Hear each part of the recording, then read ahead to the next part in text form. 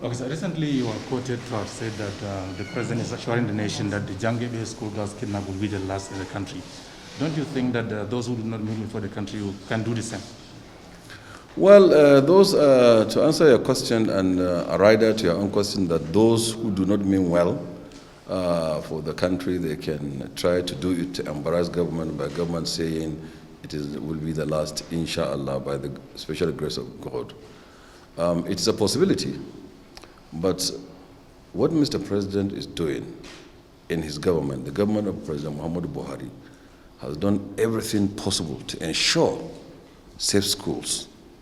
It has recently rejigged the national security architecture, and it's an ongoing exercise. And everything that is made possible, is possible to stop this, government is putting it in place. And by the special grace of God, it should be the last this country will see. Yes, there may be possibility that some people will try to do it to embarrass government. But government has the resources to continue to give the best in terms of security in this country. And we think and we hope, by the special grace of God, that this will be the last that we'll see in this country. So what special arrangement do you have on ground to ensure that this is the last? Well, first and foremost, like I said, the government has put things in place to ensure safe schools in partnership with the subnationals, in partnership with the people that are localized in those environments, including intelligence gathering, information gathering, and then supply of equipment and weapons and so on and so forth, training and retraining of security personnel, etc. Everything possible, everything that is humanly possible by any government to put in place to ensure security of lives and property is being put together to ensure that this doesn't happen. And like I said, it's an ongoing thing, and government is committed to it and will continue to do so. What sort of commitment? Because a lot of people get a sense that it's not making this money. My dear sister, I think we forget so quickly. We forget so quickly. There has been a time in this country when governance even became terribly impossible. A section of this country is hoisting another flag. We can't go to our churches or mosques.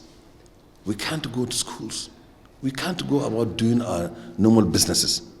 This issue of insecurity and the bombings that we have seen started right here at the center of Abuja. There were moments when there are security checkpoints everywhere you go. There are moments when you can't go to work, you can't farm. A city of 10 million people in Kano, they rode through the 10 million people and got to the emir of Kano and shot him. An emir that reigned for 50 years. They bombed the central mosque of Kano.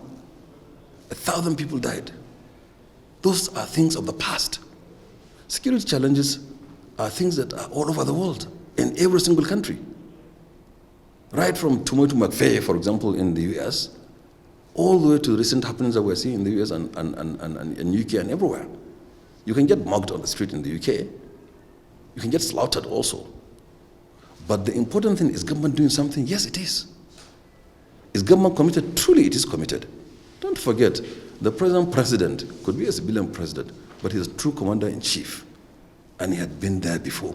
And he's doing his best. And I am sure if you'll do justice to the government, you say it is doing much better than it was before. Okay, sir, you were in Zamfara State as leader of federal government delegation. You have heard from the government and people of Zamfara State. What message have you brought back to the president? Well, the message we brought back to the president that the government and people of Zamfara are very appreciative of the efforts that Mr. President is doing, including all of the things that the president had done towards Zamfara.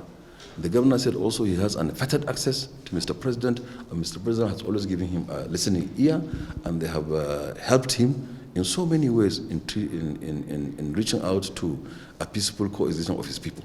So he's very, very glad and he's very happy. He asked us to greet Mr. President and tell Mr. President that he should count him as a partner in this challenge. Thank you.